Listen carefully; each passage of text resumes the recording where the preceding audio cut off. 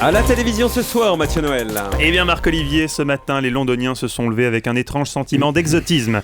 Une odeur inhabituelle émanait de la rue, couvrant celle des scrambled eggs et des baked beans, un fumet raffiné typiquement méditerranéen, mélange harmonieux de bouillabaisse et d'anchoyade auquel se joignaient les cris enjoués de touristes éméchés dont l'objet de la visite n'était clairement pas le British Museum. J'ai rien compris. En tout cas, à en juger par leur chant qui commençait par Chelsea, Chelsea, on tank et qui finissait par Hull. Chelsea-Marseille ce soir sur TF1. Très bien. On zappe donc quoi Donc on zappe d'abord TF1 en deuxième partie de soirée, le retour de Pascal le grand frère, je vous rappelle le principe. D'un côté du ring, un adolescent insupportable qui n'arrête pas de brailler qu'il veut un scooter alors qu'il tourne pas une paille à l'envers. De l'autre, Pascal, 1m90 de muscles et de bon sens, disciple de la pédopsychologie douce, chère à Françoise Dolto. Messieurs, c'est parti.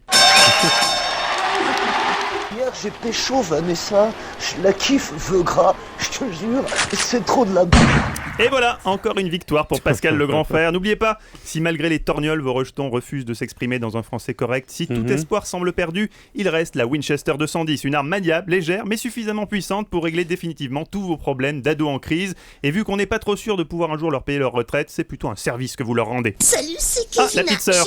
Allez, c'est cadeau. Il n'y a pas à dire Marc-Olivier, la psychologie moderne, ça a du bon. C'est ça. En deuxième partie de soirée sur France 2, Un jour, un destin, Jean-Marie Le Pen. L'occasion de découvrir qu'en fait, Le Pen n'est pas pour la peine de mort, mais pour, comment dire... Je suis effectivement un partisan de la peine de mort. Ah, voilà. Et puis dans notre série En route vers le prix Albert Londres, une nouvelle prétendante. Valérie Bègue, l'ex-Miss France, prend les commandes d'une émission qui est à l'investigation ce que David Guetta est à la musique baroque, c'est-à-dire rien.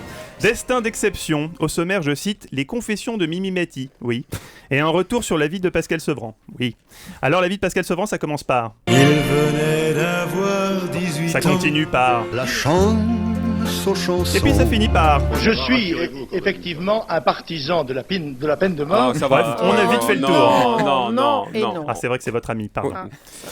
Merci Mathieu. Relance. Regardez, enfin, ce Supprimez soir. pas ma relance. Allez, Oui, ça Marc-Olivier, Chelsea-Marseille, face aux Londoniens qui survolent le championnat anglais, les Olympiens auront fort à faire.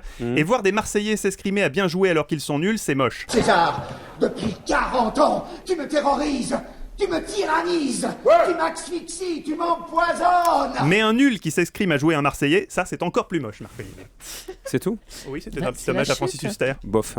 Alors, on va débriefer la matinale. J'attendais une salve de rire.